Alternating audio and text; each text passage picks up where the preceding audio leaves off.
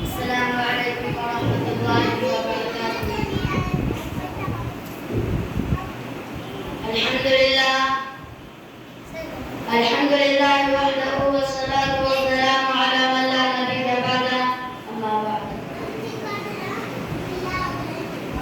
اعوذ باللہ من الشیطان الرجیم، بسم اللہ الرحمن الرحیم۔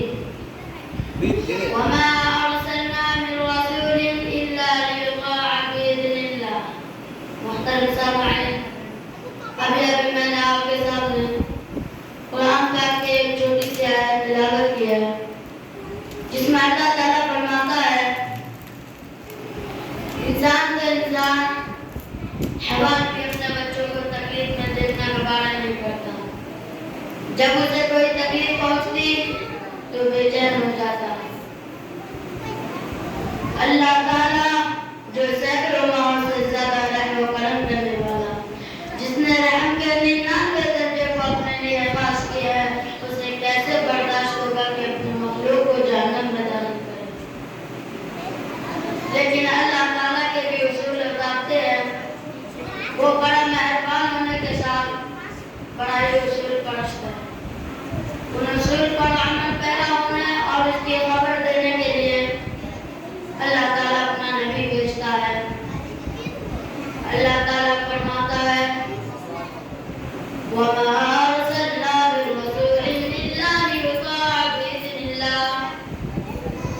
رسول اس لیے آتے ہیں کہ اللہ کے حکم سے ان کی اطاعت کی جائے، یعنی انبیاء اور رسول کی اتباع کرنا برداری کرو۔ چونکہ رسول کی بعثت کی اہمیت ہوتی ہے، رسول کی بعثت کی اہمیت ہوتی ہے کہ ان کی اتباع کی جائے۔ اللہ تعالیٰ فرماتا ہے اتبعوا ما انزل الیکم من ربکم ولا تتبعوا من دونه اولیاء، یعنی لوگوں تمہارے اوپر رب کی طرف سے جو نازل کیا گیا ہے اس کی اتباع کرو، ان انبیاء اور رسول کے علاوہ کسی اور کی اطاعت مت بجا لاؤ۔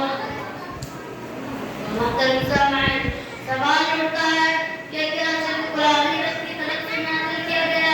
یہ حدیث بھی ہے۔ صحیح بات یہ ہے کہ قرآن اور حدیث دونوں صحیح بات ہے، دونوں رب کی طرف سے نازل کیا گیا ہے۔ اگر کوئی حدیث کو مانتا ہے، قرآن کا منکر ہے، یا حدیث یا قرآن کو آسمانی کتاب تسلیم کرتا ہے اور حدیث کو وحی ہونے کا منکر ہے، تو وہ کافر ہے۔ کیوں نہ وہ اللہ تعالیٰ نے خود ہی رسول اللہ صلی اللہ علیہ وسلم کی زبان کی حفاظت کا ذمہ خود ہی لیا ہو۔ ارشاد ہے وَمَا يَنطِقُ عَنِ الْهَوَىٰ إِنْ هُوَ إِلَّا وَحْيٌ يُوحَىٰ۔ حدیث فرمایا وَلَوْ تَقَوَّلَ عَلَيْنَا بَعْضَ الْأَقَاوِيلِ لَأَخَذْنَا مِنْهُ بِالْيَمِينِ ثُمَّ لَقَطَعْنَا مِنْهُ الْوَتِينَ۔ یعنی محمد صلی اللہ علیہ وسلم اپنی طرف سے، اپنی خواہش سے جن میں کچھ کہے تو ہم انہیں دائیں ہاتھ سے پکڑیں گے اور دل رگ کاٹ دیں گے اور تینوں دنیا برباد کر کے رکھ دیں گے۔